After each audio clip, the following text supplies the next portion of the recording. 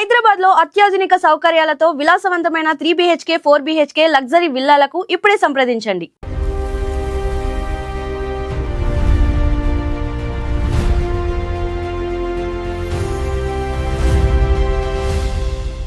నమస్తే.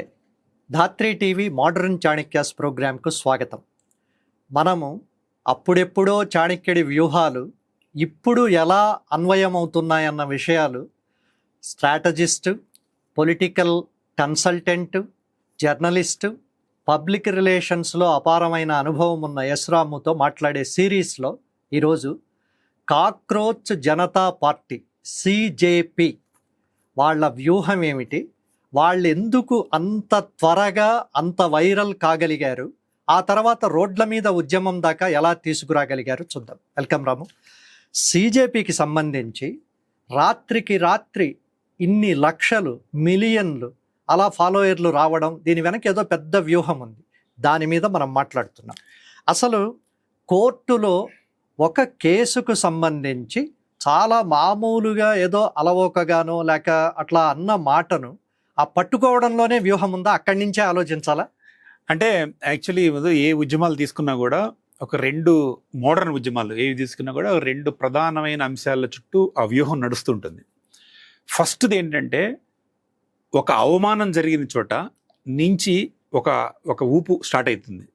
రెండోది ఆ అవమానాన్ని ముందుకు తీసుకువెళ్ళి ఒక నిరాహార దీక్షని దాని కంపోనెంట్ని యాడ్ చేస్తే అది ఒక ఉద్యమంగా వెళ్తుంది. అది ఒక టెంప్లెట్. మీరు మహాత్మా గాంధీ గారిని రైల్లో నుంచి తెల్లవాళ్ళు తోసేశారు. బాబు ఇది తెల్లవాళ్ళకి సంబంధించిన భోగి అని, అది గుర్తుంచుకోండి. ఆ తర్వాత కేసీఆర్ గారికి క్యాబినెట్లో సరైన ప్రాధాన్యం ఇవ్వకుండా అవమానం చేశారు. ఇది ఈ రెండు గ్లేరింగ్ చెప్పుకోవచ్చు. కానీ ఏ స్ట్రాటజీలో ఒక అవమానము అనేది ఒక కికింగ్ పాయింట్. అది ఈ రెండు తీసుకుంటే కాక్రోచ్ జనతా పార్టీలో ఎట్లా జరిగింది, ఈ అవమానం యాంగిల్ ఫస్ట్ చూద్దాం. ఈ కాక్రోచ్ జనతా పార్టీలో పెంటప్ ఫీలింగ్స్ ఆఫ్ యంగ్స్టర్స్ ఉంది, ఆ ప్రాతిపదిక ఉంది. ఇది ఖచ్చితంగా గమనించిన ఒక మనిషి ఉన్నాడు. ఈ లోపల క్యాజువల్గా ఒక కోర్టు ప్రొసీడింగ్లో మన చీఫ్ జస్టిస్ ఆఫ్ ఇండియా గారు క్యాజువల్గా అన్నారు, ఆయన ఒక కామెంట్ చేశారు. ఆ కామెంట్ నిజానికి కూడా అఫెండింగ్ కామెంటే. కానీ దాంట్లో ఆయన అన్న బొద్దింకలు అనే మాటను పట్టుకొని ఈ అబ్బాయి ఈ వాతావరణం అంతా అధ్యయనం చేస్తున్న వాడిగా కరెక్ట్గా అంటింది అని ఒకే ఒక లైన్ రాశాడు. దాంట్లో ఆయన రాసిన ఇన్స్టాగ్రామ్ మెసేజ్లో ఏంటంటే, what about all cockroaches coming together అనే మాట రాశాడు. What about all cockroaches coming together అంటే ఈ అవమానాన్ని జనంలోకి తీసుకెళ్ళి హిట్ చేస్తున్నాడు ఆయన. ఇప్పుడు మీకు ఎక్కడైనా, ఇప్పుడు ఇక్కడ ఈ తెలంగాణలో కానీ ఆంధ్రలో కానీ అన్న చెల్లెళ్ళు విడిపోవడానికి చాలా అంశాలున్నా వాళ్ళని హిట్ చేసే ఒక అవమానకరమైన పాయింట్ ఏదో ఉంటుంది. అవమానకరమైన పాయింట్ తర్వాతనే అసలు కథ మొదలవుతుంది ఎక్కడైనా కూడా. ఈ క్రమంలోనే ఆయన బొద్దింకలు అనే అవమానపరిచే అంశాన్ని యంగ్స్టర్స్లోకి తీసుకెళ్ళగలిగాడు. అది ఒకటి మేజర్ ఇంపార్టెంట్ థింగ్. ఇంకా ఏ ఉద్యమానికైనా, ఏ వ్యూహంలో అయినా, మోడర్న్ ఉద్యమాలలో ఒక నిరసన అనేది ఈ అవమానాన్ని మల్టిప్లై చేసి జనంలోకి, అంటే ఈ స్టేక్ హోల్డర్స్ని కదిలిస్తుంది. మళ్ళీ అక్కడే తీసుకోండి, ఆయన మహాత్మా గాంధీ గారు అక్కడ అవమానపడ్డారు, ఇక్కడికి వచ్చారు, ప్రజలను సమీకరించారు. ఆయన నిరసన అనే దాన్ని ఎంత పెద్ద ఆయుధంగా వాడుకున్నాడు. మళ్ళీ కేసీఆర్ దగ్గరికి రండి. కేసీఆర్ గారి ఉద్యమం అంతా ఒక తెలంగాణ ప్రత్యేక రాష్ట్రం ఏర్పడటానికి కారణమైంది ఏంటి? ఆ నిరాహార దీక్ష.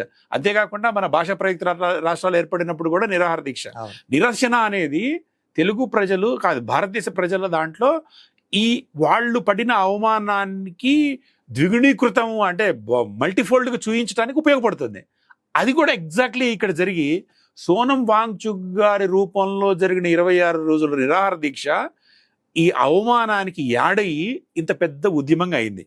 అయితే ఇప్పటికీ తేడా ఏంటంటే, ఇప్పుడు సోషల్ మీడియా ప్రభావం.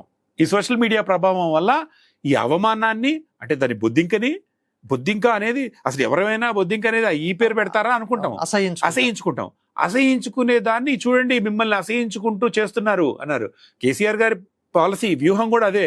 చూడండి, మీరు థర్డ్ క్లాస్ సిటిజన్స్కి చూస్తున్నారు మిమ్మల్ని. అట్లా చెప్తేనే జనాలకి ఊపు వస్తుంది. అట్లనే ఇది చెప్పిన మనిషి మన కోసం చనిపోవడానికి కూడా సిద్ధంగా ఉన్నాడనే ఒక ఇమోషనల్ స్ట్రాటజీ ఉంటుంది. ఆ ఇమోషనల్ స్ట్రాటజీ ఏంటంటే నిరసన.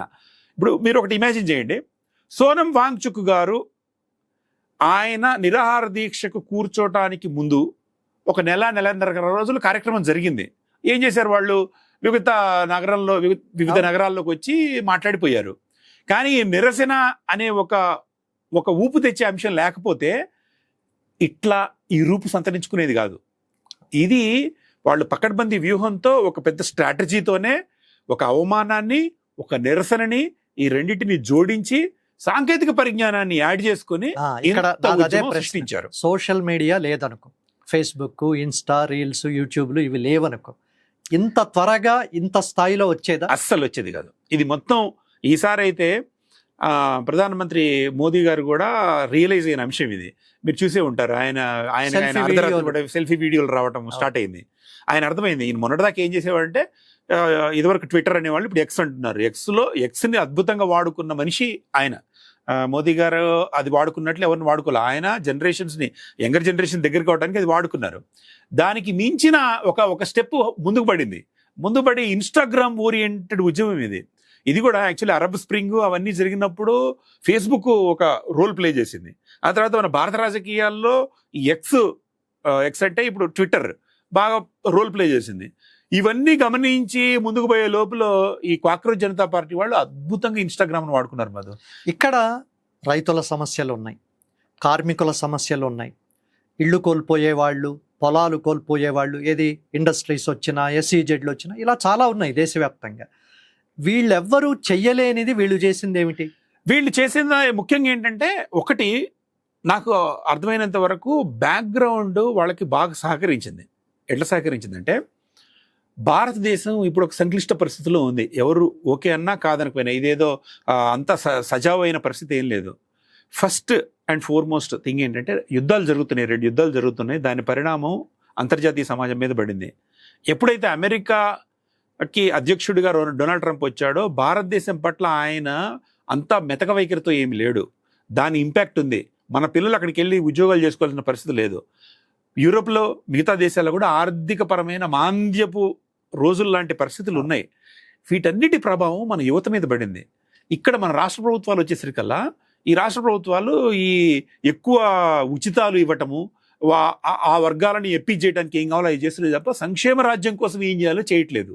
దానివల్ల ఉద్యోగ అవకాశాలు లేవు. ఐటీ సెక్టార్ బాగా దెబ్బతినడం వల్ల ఇంజనీరింగ్ స్టూడెంట్స్ ముందుకు పోలేకపోతున్నారు.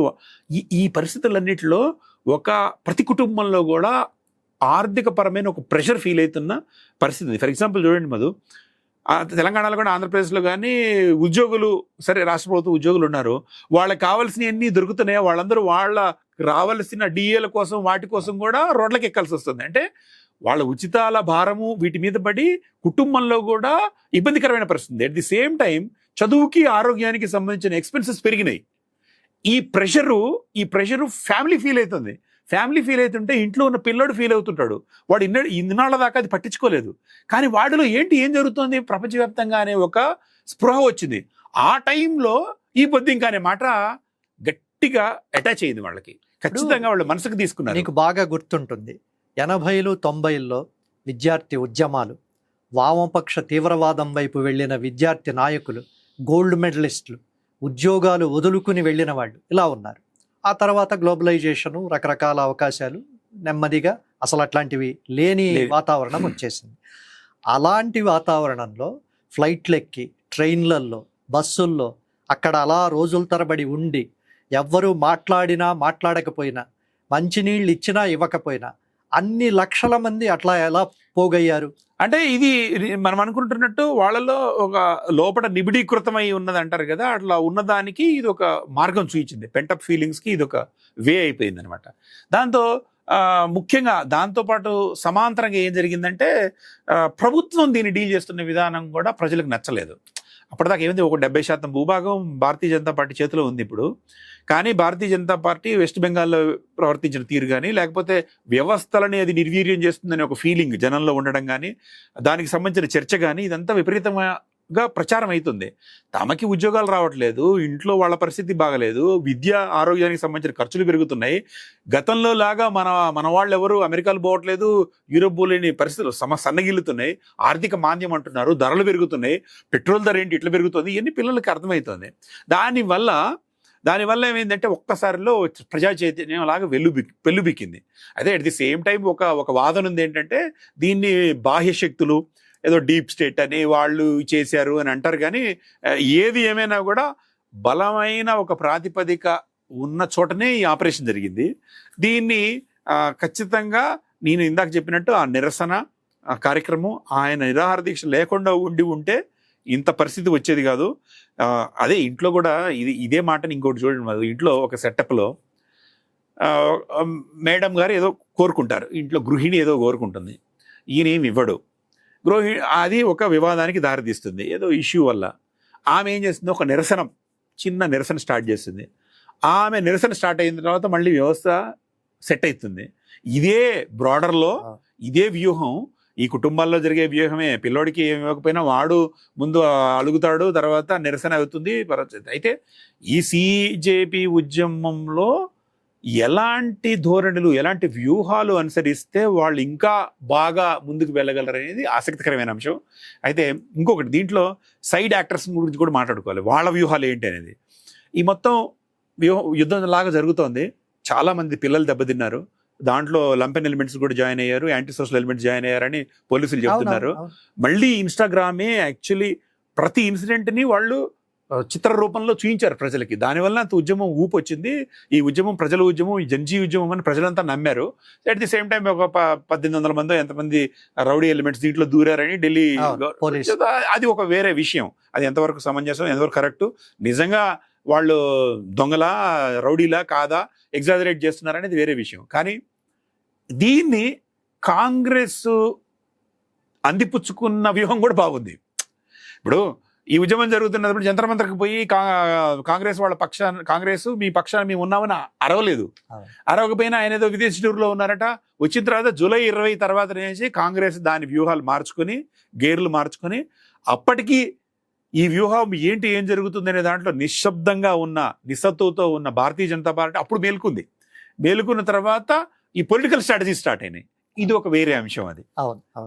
సరే, ముగించే ముందు వాళ్ళు చివర ఫలితం సాధించేదాకా, అంటే కేంద్ర విద్యాశాఖ మంత్రి రాజీనామా చేసేదాకా ఆ పిల్లలు లేదా నాయకులు, ప్రతినిధులు వాళ్ళు అనుసరించిన వ్యూహం శాస్త్రీయంగా ఉందా? శాస్త్రీయంగానే ఉంది అనిపించింది. ఎందుకు శాస్త్రీయం అంటే, ఏదైనా వ్యూహం ఫలించాలి అని అంటే ఒక డిమాండ్ సింగిల్ పాయింట్ ఎజెండాగా ఉండాలి. అది ప్రభావశీలంగా దాన్ని కొట్టచ్చు. మీరు చూస్తే వీళ్ళు చెప్పేదాన్ని 3 చెప్తూ వచ్చారు. ఫస్ట్ పాయింట్, ధర్మేంద్ర ప్రధాన్ గారు రాజీనామా చేయాలనే విషయంలో రాజీ లేదు అని అన్నారు. రెండోది కాంపెన్సేషన్ ఉండాలన్నారు. మూడోది కేసులు ఉండకూడదు అన్నారు. కానీ ఈ 3 చెప్తున్నా కూడా వాళ్ళు ఫస్ట్ చెప్తున్నది నాన్ నెగోషియబుల్ ఏంటంటే ధర్మేంద్ర ప్రధాన్ గారు రాజీనామా అని అన్నారు. అది యాక్చువల్లీ సైంటిఫిక్ యాంగిల్. ఒక్కటే పాయింట్ తీసుకుని దాన్ని కొట్టారు, హిట్ చేశారు. మీరు ఫస్ట్ ఇది జరగకూడదు, సైమన్ గో బ్యాక్ అన్నాడు ఆయన, అంతే. ఆ ఒకటే, వేరియస్ యాంగిల్స్ కలపకుండా ముందుకు వెళ్ళారు. ఇప్పుడు చూడండి, ఇదే పాయింట్ని చేసిన రాహుల్ గాంధీ గారు కూడా చేశాడు. ఈ పిల్లల కోరస్ని ఆయన క్రెడిట్ చోరీ అని అంటున్నారు ఆపు వాళ్ళు, అది వేరే విషయం. కానీ ఆయన ఇప్పుడు మార్చి ధర్మేంద్ర ప్రధాన్ కాదు, ఇప్పుడు మాకు కావాల్సింది ఏంటంటే అమిత్ షా కావాలా, హెడ్ కావాలా అంటున్నాడు ఆయన.